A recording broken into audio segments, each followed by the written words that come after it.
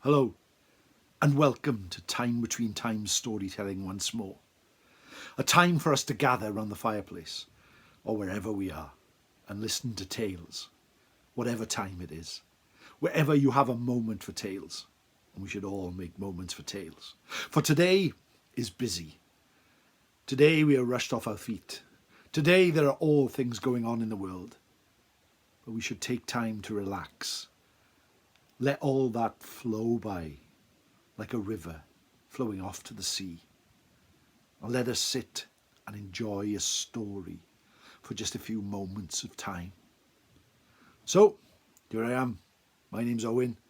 Welcome to the time between times. The time when it is neither night nor day, but the sun has gone and the sky is grey. The time when the veil between our world and the fairy world is wafer thin. So thin that for just a few moments you can reach into their world. Or for a few moments they can reach into ours. That's a time that people see ghosts. That's a time that people see lights in the sky. That is the time of the Tylwyth Teg. So, join me. Outside we can hear the howl of wolves. We can hear the growl of bears. We can feel the chill of winter. But we can also feel the heat of the fire and companionship as we all sit by the fireplace and enjoy. This tale is another cautionary tale, another tale of the Tylwyth Teg, another tale that happens at the time between times. So join me for a simple story simply called You Mustn't See the Fairies. A long time ago, in a farm called Garth Dolran, there lived an old couple. They were growing old and their bones were cold and they creaked when they walked and they felt they needed a maidservant to help them round the house. So they went down to the fair at All Hallows Eve in Carmarthen, and there under the clock in the town square were gathered all the young people who wished to be apprenticed or become servants to those who could afford them. And there under the clock was a young girl with blonde hair called Einon. The old couple spoke to Einon and she was glad to come to Garth Dorlan as a maidservant, glad to come and help them, glad to help around the house, glad to be of service. And so she did. She would do her tasks all throughout the day, cleaning and cooking, but every evening the old lady would sit and use her spinning wheel to spin and to sew. And she taught Einon to do this as well. But whenever the moon came up, and it was the time between times, Einon would ask to go outside and do her spinning. And no matter how cold the night, she would always wish to go outside and spin under the moon. The old lady thought this was very strange. The old lady thought that this was not what she expected. So one night, she waited. And as Einon took the spinning wheel out under the moonlight, she watched her from afar. She saw her spinning for 1 minute, spinning for 5 minutes.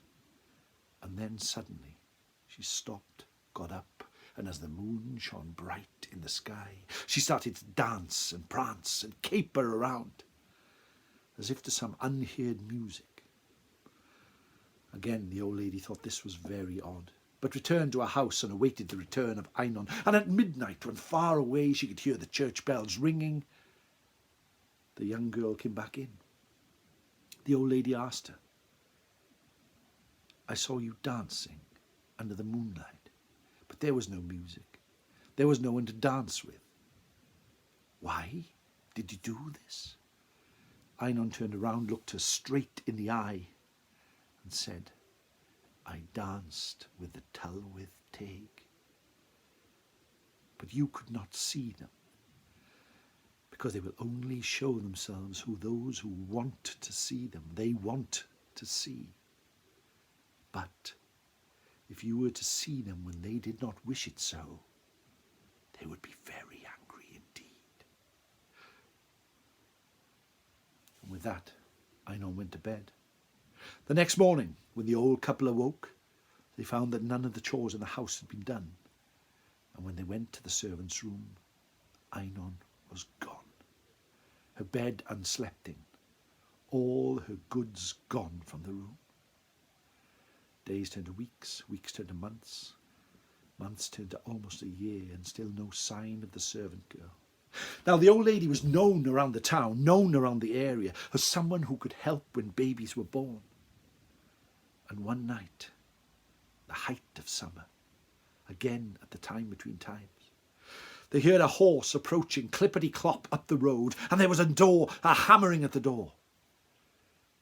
They went and opened it, and outside was a very well-dressed gentleman, all in his finery, upon a white horse. He pleaded with the old lady, "My wife is in labour. A baby is about to be born. Please come and help." He helped the old lady onto the back of the horse, sat on the horse himself, and they rode off into the night.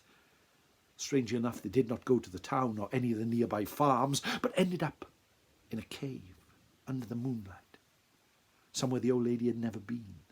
But as she entered the cave, she saw it decked out in regal finery. There in the corner was a grand fireplace. There were tapestries hanging from the wall, and there was the finest bed she had ever seen.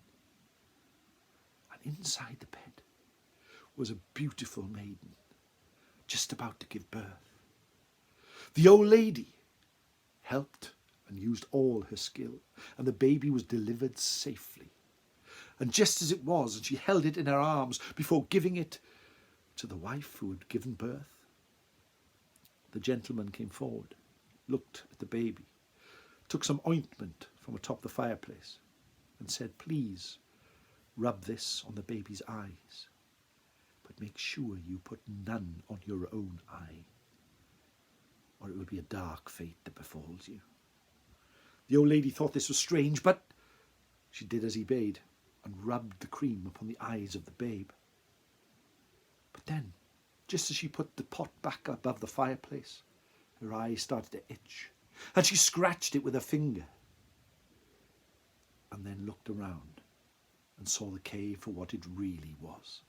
Out of one eye she could still see the finery, the tapestries, the fireplace, the great bed, the beautiful maid. But out of the eye she had touched with the ointment, she saw that this was an old, wrecked, damp cave in the middle of nowhere, and the bed was but a pile of rushes on the floor, and lying upon the pile of rushes with a squealing babe was Einon. The old lady was amazed, but knew that she had been granted a great vision, a vision to see the Tylwyth Teg, a vision to see them as they really were. So she left the cave quickly, went back to her house, and did not tell a soul of what she had seen.